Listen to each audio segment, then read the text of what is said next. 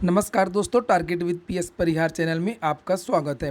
सुबह की इस वीडियो में ऐसी सूचनाएं होती हैं जो विभिन्न समाचार पत्रों पर छाई हुई होती हैं और विद्यार्थियों के लिए आवश्यक होती हैं। तो आइए शुरू करते हैं और देख लेते हैं कि आज के समाचार पत्रों में विद्यार्थी जीवन से संबंधित कौन कौन सी सूचनाएं हैं। आगे बढ़ने से पहले एक सूचना उन विद्यार्थियों के लिए है जो विद्यार्थी टीजीटी और पीजीटी की तैयारी कर रहे हैं। वे सभी अभ्यर्थी सरस्वती प्रकाशन प्राइवेट लिमिटेड की ये महत्वपूर्ण पुस्तकें ले सकते हैं। सॉल्व पेपर भी हैं, मॉडल पेपर भी हैं। यहाँ पर सभी कापी किताबों की दुकानों में आपको ये पुस्तकें मिल जाएंगी। और अगर आप लोग ऑनलाइन इत्यादि लेना चाहते हैं तो उसके लिए कॉन्टैक्ट नंबर इत्यादि मैंने डिस्क्रिप्शन बॉक्स में दे दिया है, वहाँ पर जाकर के आप लोग इस पुस्तक को प्राप्त कर सकते हैं। यहाँ पर देख सकते हैं कि इसमें लिखा हुआ है 4000 प्रश्नोत्तरी श्रृंखला है, 20 मॉडल पेपर हैं, अध्यायवार विगत वर्षों के हाल प्रश्न पत्र भी दिए हुए हैं। टीजीटी पीजीटी कला ही नहीं अन्य विषयों की पुस्तकें भी आती हैं सरस्वती प्रकाशन प्राइवेट लिमिटेड की, और इसकी भी लिंक मैंने डिस्क्रिप्शन बॉक्स में दे दी है। इन पुस्तकों में माध्यमिक शिक्षा सेवा चयन बोर्ड का जो सिलेबस है उसका ध्यान रखा गया है और जो पैटर्न है, जिस प्रकार के प्रश्न पूछे जाते हैं उसका भी ध्यान रखा गया है। चलिए शुरू करते हैं अब आज की सूचनाओं को। सबसे पहले बात करेंगे उत्तर प्रदेश लोक सेवा आयोग की। लिखा है बदल जाएगी आवेदन प्रक्रिया। असल में मामला ये है कि बहुत सारे विद्यार्थी बार बार अलग अलग भर्तियों के लिए आवेदन करते हैं और आवेदन में विभिन्न प्रकार की त्रुटियां हो जाती हैं, जिससे छात्रों को भी समस्याएं होती हैं और उत्तर प्रदेश लोक सेवा आयोग को भी बहुत सारी समस्याएं होती हैं। इसीलिए आज के समाचार पत्रों में बहुत सारे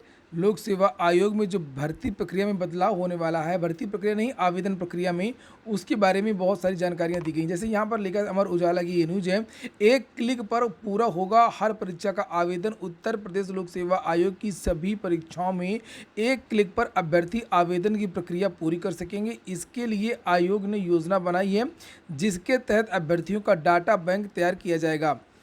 इससे आवेदन की प्रक्रिया तो आसान होगी ही, अभिलेख सत्यापन के लिए भी इंतजार नहीं करना होगा। तमाम ऐसे अभ्यर्थी हैं जो आयोग की अलग अलग परीक्षाओं में शामिल होते रहते हैं। भर्ती लिखित परीक्षा से हो या सीधी भर्ती से हो, उन्हें आवेदन की प्रक्रिया पूरी करनी पड़ती है। अक्सर आवेदन फॉर्म में गलतियां हो जाती हैं, अभ्यर्थियों को आवेदन में त्रुटि सुधार का मौका दिया जाता है। तो अब ऐसा बदलाव किया जाता है कि एक बार एक विद्यार्थी का पूरा जो डाटा है वो सेव कर दिया जाएगा और जब कोई भर्ती आएगी, जब उसको आवेदन करना होगा तो पूरा डाटा उसका पुनः आ जाएगा। और इसमें लिखा है कि इस तरीके से आवेदन में गलती की कोई आशंका नहीं रह जाएगी। इसके साथ ही आयोग के पास अभ्यर्थियों के शैक्षिक अभिलेखों की जानकारी भी उपलब्ध रहेगी। आयोग के अफसरों का कहना है कि इससे अभिलेख सत्यापन की प्रक्रिया भी काफ़ी आसान हो जाएगी। यही सूचना अलग अलग तरीके से अन्य समाचार पत्रों में भी दी गई, जैसे आप लोग यहाँ पर देख सकते हैं। अगली सूचना टीजीटी और पीजीटी को लेकर के है। लिखा टीजीटी पीजीटी की आवेदन तिथि बढ़ाने की मांग की गई है।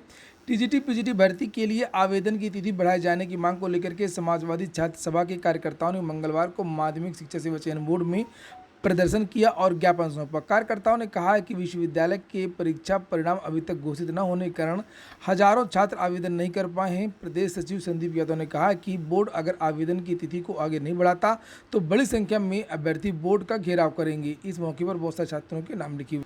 अगली सूचना है कल के धरना प्रदर्शन की। कल पीएनपी में धरना प्रदर्शन हुआ, इसके बारे में मैंने कल ही आप लोगों को जानकारी दी थी। ये छात्र हैं एडिड जूनियर हाई स्कूल भर्ती के, जो 1800 के लगभग पदों पर विज्ञापन जारी हुआ था, जिसकी लिखित परीक्षा हो चुकी है, लेकिन उसके बाद में भर्ती फंस गई है। ये कहा गया था कि रिजल्ट रिवाइज होगा, लेकिन अभी तक रिजल्ट नहीं आया। लिखा शिक्षक भर्ती के रिजल्ट के लिए घेरा पीएनपी कार्यालय, संशोधित रिजल्ट के इंतजार में फंसी 1894 पदों पर भर्ती। यहाँ पर देखिए लिखा हुआ है कि अभ्यर्थियों ने रजिस्ट्रार को ज्ञापन दिया है और संशोधित परिणाम शीघ्र जारी करने की मांग की है। और रजिस्ट्रार की तरफ से ये कहा गया है कि आपको लगभग 15 दिन और लगेंगे। समाचार पत्रों में तो इसके बारे में नहीं लिखा हुआ है कुछ, यहाँ पर केवल ये लिखा है ज्ञापन दिया गया। तो यहाँ पर 15 से 20 दिन का समय और मांगा गया है पीएनपी की तरफ। मामला आपको पता ही होगा कि कुछ विद्यार्थियों के नंबर सही नहीं थे, जो परिणाम जारी हुआ था, दोबारा जाँच की गई है और कुछ विद्यार्थियों के जो नंबर है वो फिर से बड़े हैं। 15-15 नंबर, 20-20 नंबर का घोटाला हुआ है या क्या हुआ है या अनियमितता हुई है, जो भी बातें हैं, इसीलिए कहा गया था कि जो रिजल्ट है वो रिवाइज्ड होगा। तदर्थ शिक्षकों के पक्ष में सरकार दिख रही है और यहाँ पर लिखा तदर्थ शिक्षकों के लिए खोजी जाएगी वैकल्पिक व्यवस्था। जैसे कि मैंने बताया था आप लोगों से कि लगभग 3 दिन पहले मुख्यमंत्री ने एक मीटिंग किया था तदर्थ शिक्षकों को लेकर के, उनकी समस्याओं को लेकर के, और एक कमेटी को ऑर्डर दिया था कि आप पूरी जो समस्याएं हैं वो लेकर के 2 दिन में लाइए।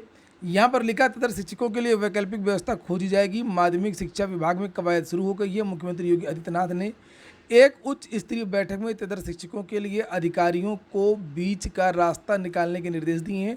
प्रदेश में तैनात 1700 से ज़्यादा तदर्थ शिक्षकों का वेतन कई जिलों में मौखिक आदेश के बाद में रोक दिया गया है।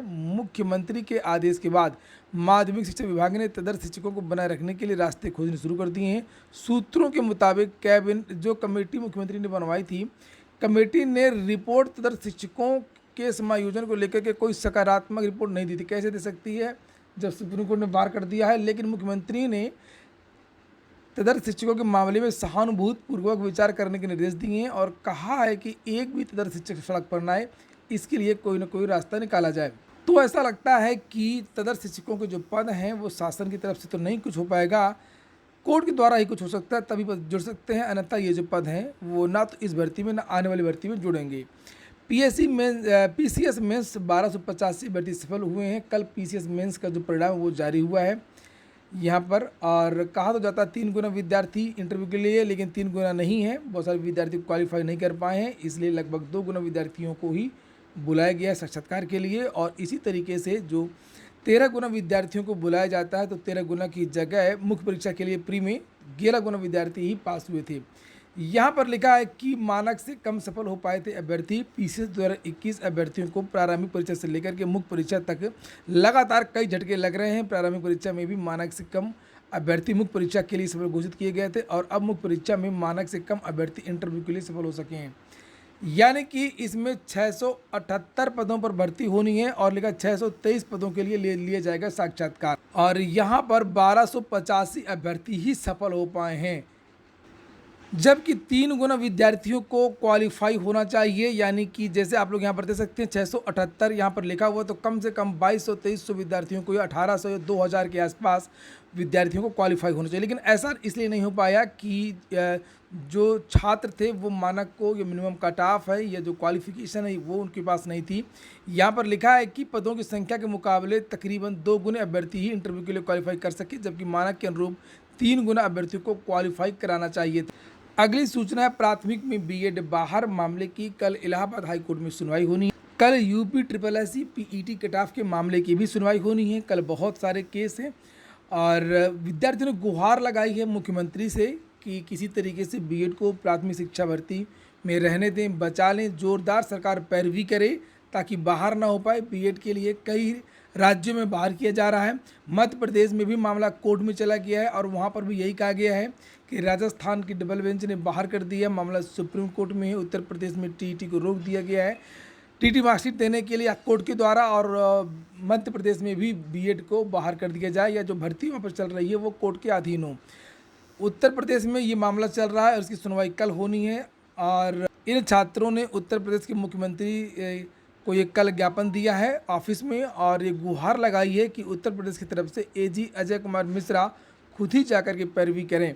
कॉमन यूनिवर्सिटी एंट्रेंस टेस्ट यानी कि CUET के लिए लिखा स्नातक में दाखिले के लिए 15 जुलाई से परीक्षा शुरू हो रही है। विद्यार्थियों के जो एडमिट कार्ड हैं वो जारी कर दिए गए हैं। पहले चरण की परीक्षा 15 जुलाई से 20 अगस्त तक हो रही है और दूसरे चरण की परीक्षा 4 अगस्त से 20 अगस्त के बीच में होगी। दूसरे चरण के जो एडमिट कार्ड हैं वो 31 जुलाई को जारी कर दिए जाएंगे। इसी तरीके से यहाँ पर लिखा हुआ है कि 18,72,000 परीक्षार्थी देंगे नीट यूजी की परीक्षा। 200 मिनट के भीतर हल करने होंगे 200 सवाल। नेशनल टेस्टिंग एजेंसी द्वारा नीट यूजी अंडर ग्रेजुएट 2022 परीक्षा 17 जुलाई को ऑफलाइन मोड में होगी। इसके लिए मंगलवार 12 जुलाई को अधिकृत वेबसाइट पर ऑनलाइन एडमिट कार्ड जारी कर दिए गए। अगली सूचना है दरोगा भर्ती की। लिखा दरोगा भर्ती परीक्षा में गड़बड़ी संबंधी आरोपों की अर्जी पर सुनवाई पूरी हो गई है। 25 तारीख को फैसला सुना देगा।